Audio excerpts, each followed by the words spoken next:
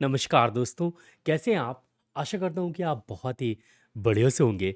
दोस्तों, होम्योपैथी में ज़्यादातर मरीज़ क्रॉनिक डिसीज़ के आते हैं, पुरानी बीमारियों को लेके आते हैं, जैसे कि अस्थमा, जैसे कि skin diseases, fungal infection, psoriasis, eczema, पेट की समस्या, एसिडिटी, गैस, बीपी की समस्या या हाथ पैर में दर्द, घुटनों में दर्द, सियाटिका की प्रॉब्लम, ऑस्टियोआर्थराइटिस।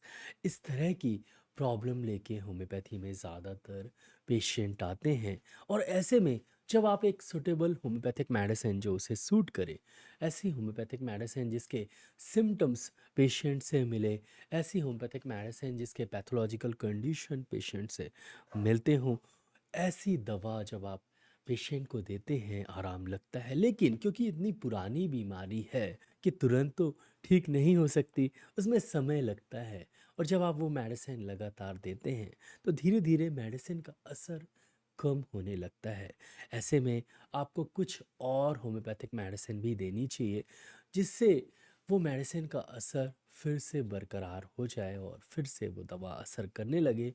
आपको ज़्यादा पोटेंसी चेंज करने की ज़रूरत ना पड़े, ना ही मेडिसिन को चेंज करने की ज़रूरत पड़े, क्योंकि अगर एक दवा है, मान लीजिए कि आप बेलाडोना ले रहे हैं, आपको क्रोनिक टॉन्सिलाइटिस की प्रॉब्लम है।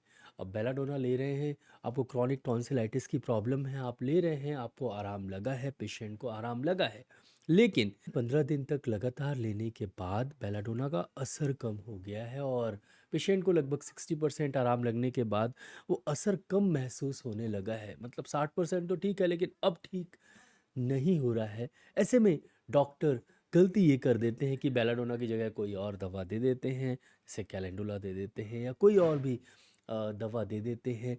जो बेलाडोना फ़ायदेमंद दवा थी, जिसके सिम्पटम्स मिलते थे, वो दवा आप बंद कर देते हैं या उसकी पोटेंसी चेंज कर देते हैं। कई बार वो फ़ायदा कर जाती है, लेकिन ज़्यादातर बार वो फ़ायदा नहीं करती और पेशेंट की प्रॉब्लम फिर वहीं की वहीं बनी रहती है। ऐसे में आपको दो नोसोड्स, होम्योपैथी की दो नोसोड्स दवा का उपयोग करना चाहिए।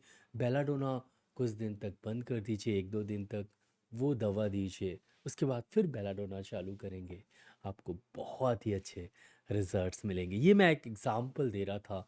अस्थमा में भी यही हो सकता है मोस्टली।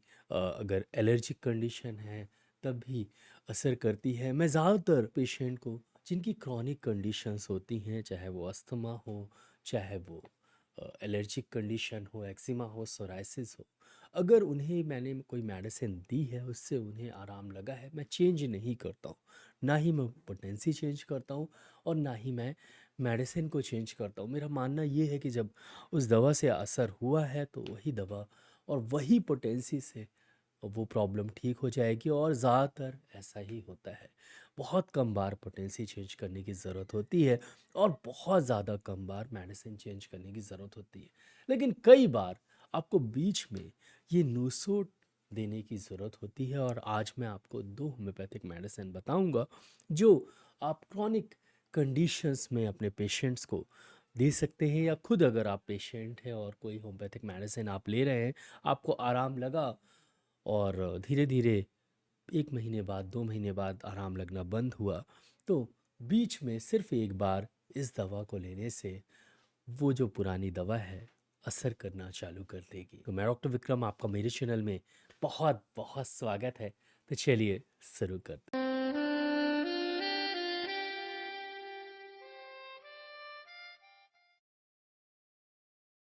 तो शुरू करने से पहले आप सबसे ये गुजारिश है कि प्लीज़ इस वीडियो को लाइक ज़रूर करिएगा। चैनल को अभी तक आपने सब्सक्राइब नहीं किया है तो प्लीज़ सब्सक्राइब करें, बेल आइकन को ज़रूर से दबाएं। मैं ऐसे ही वीडियोस लाता रहता हूँ। मेरा ईमेल आईडी kirtivikramsinghparihar@gmail.com है। वहाँ पर जाके आप मेल कर सकते हैं। कोई भी समस्या हो तो आप पूछ सकते हैं, कोई भी जानकारी चाहिए तो आप ले सकते हैं। मैं आपको आंसर देने की पूरी पूरी कोशिश करूँगा। चलिए टॉपिक की तरफ चलते हैं और सबसे पहले नोसोड बेसिलिनम। दोस्तों, बेसिलिनम अगर कोई होम्योपैथिक मेडिसिन असर करती है और उसके बाद असर करना बंद कर देती है, या अगर आपने एक बेस्ट होम्योपैथिक मेडिसिन दी है और वो असर नहीं कर रही है, तो बेसिलिनम एक ऐसा नोसोड है जिसको लेने से वो पुरानी दवा असर करने लगेगी। फॉर एग्ज़ाम्पल एग्ज़ाम्पल के तौर पे अगर मान लीजिए कोई मेरे पास सर्दी के पेशेंट आए हैं, उन्हें बहुत सालों से सर्दी है, नाक बहती है, छींकें आती हैं, साइनोसाइटिस की प्रॉब्लम है, एलर्जिक राइनाइटिस की समस्या है और मोस्टली मैंने उन्हें एलियम सिपाथेटी, कालीबिस्टेटी ये मेडिसिन दी है, 2 बूंद सुबह दोपहर शाम, और हिस्टामिनम 200 2 बूंद शाम को दी है।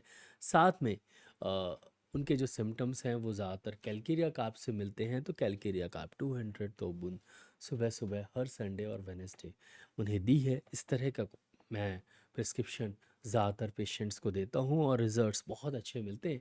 तो मोस्टली उनको मैंने मेडिसिन दी। मुझे लग रहा है कि कैलकीरा कार्प का एक कॉन्स्टिट्यूशन है और साथ में कुछ सिम्टोमेटिक मेडिसिन मैंने दी, आराम लगा लेकिन उतना नहीं।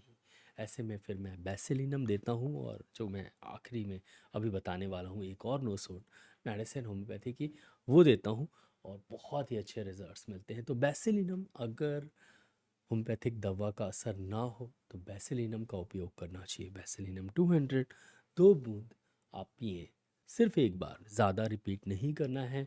2 बूंद सुबह सुबह देना है और जिस दिन आपको बेसिलिनम आप लेंगे या पेशेंट को देंगे उस दिन कोई और होम्योपैथिक मेडिसिन मत दीजिएगा। दूसरी दवा है सोराइनम। दोस्तों सोराइनम एक ऐसा नोसोड, एक ऐसी होम्योपैथिक मेडिसिन है, ये भी मोस्टली एलर्जिक कंडीशन या ऑटोइम्यून डिसीज़ या मोस्टली स्किन डिसीजेज़ में बहुत अच्छा काम करती है। जहाँ पर पेशेंट को बहुत ज़्यादा खुजली हो, बहुत ज़्यादा ईचिंग हो और स्किन डिसीज़ चर्म रोग जल्दी ठीक ना हो रहा हो, या allergic condition mostly respiratory disease है जैसे कि अस्थमा या allergy, allergic sinusitis, allergic rhinitis, ये जल्दी ठीक ना हो रहा हो तो सोराइनम का भी उपयोग करना चाहिए।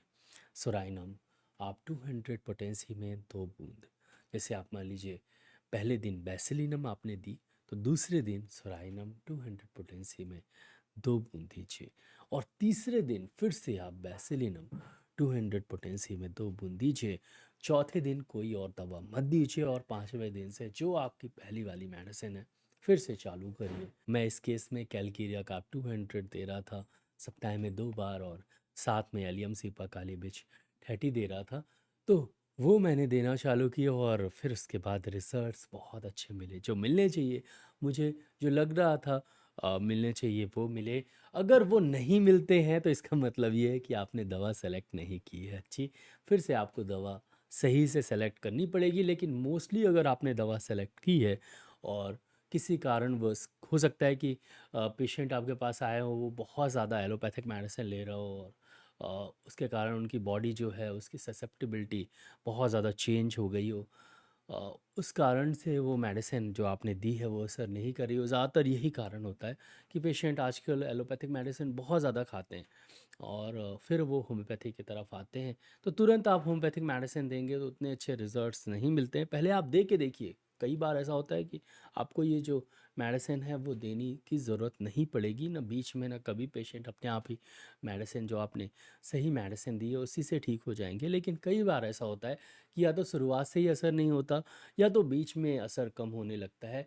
ऐसे में आप बेसिलिनम 200 2 बूंद सुबह सुबह, दूसरे दिन सोराइनम 200 2 बूंद सुबह सुबह, तीसरे दिन बेसिलिनम 200 2 बूंद सुबह सुबह दीजिए और उसके बाद चौथे दिन गैप रखिए, कोई भी दवा मत दीजिए। पाँचवें दिन फिर से आप जो रेगुलर मेडिसिन है पेशेंट को जो आप देना चाहते हैं वो दीजिए, बहुत ही अच्छे रिजल्ट्स मिलेंगे। खासकर ये दवा मैंने ऐसा देखा है कि अस्थमा की कंडीशन में, allergic rhinitis, allergic sinusitis, skin diseases खासकर अर्टिकेरिया, एक्जिमा और सोराइसिस की कंडीशन में ये दवा बहुत कारगर होती है। बीच में अगर आप देते हैं तो पेशेंट बहुत जल्दी ठीक हो जाते हैं। तो जब कभी होम्योपैथिक मेडिसिन असर ना करे तो आपको ये 2 दवा का उपयोग जैसा मैंने बताया वैसा करके देखिए, आपको बहुत आराम लगेगा। ये मेडिसिन बहुत ही इफ़ेक्टिव है और अच्छे रिजल्ट्स देती है। दोस्तों आशा करता हूँ कि आपको ये वीडियो अच्छा लगा हो। अगर अच्छा लगा हो तो प्लीज़ वीडियो के नीचे एक लाइक का बटन दिया गया है तो उसको दबाना बिल्कुल नहीं भूलिएगा। यहाँ पर एक रेड कलर का सब्सक्राइब का बटन दिया गया है तो उसको भी दबा दीजिए। उसके बगल में एक बेल आइकन है तो उसको भी दबा दीजिए। मैं ऐसे ही knowledgeable homeopathic related, disease related videos लाता रहता हूँ, तो उसको देखने के लिए मेरे चैनल को सब्सक्राइब करना बहुत ज़्यादा ज़रूरी है दोस्तों। नीचे एक शेयर की बटन दी गई, ज़रूर इस वीडियो को शेयर करिएगा। नीचे कमेंट सेक्शन है, मैसेज ज़रूर करिएगा इस वीडियो को। लाइक शेयर सब्सक्राइब करने के लिए बहुत बहुत धन्यवाद। आज के लिए बस इतना ही। कल फिर मिलते हैं। जय हिंद, जय भारत, धन्यवाद, थैंक यू सो मच।